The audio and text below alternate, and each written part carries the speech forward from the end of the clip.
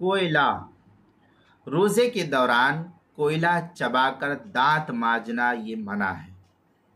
अगर दांत मांजने के बाद मांजने के दौरान कोयले का कुछ हिस्सा हलक में भूल से उतर जाएगा तो रोज़ा इस सूरत में फासिद हो जाएगा, और अगर ज़रात हलक में नहीं उतरेंगे तो उतरने के एहतमाल की वजह से फुक़हा इसको जो है मकरूह करार देते हैं। इसलिए रोज़ेदार सुबह सादिक से गुरूब तक कोयले से दांत मांजने से परहेज़ करे, इसकी जगह जो है मिसवाक को इस्तेमाल करे, ये सबसे अफजल है। वो भी पीलू की मिसवाक का इस्तेमाल करना ये सबसे बेहतरीन और अफजल अमल फुक़हा ने नकल किया है।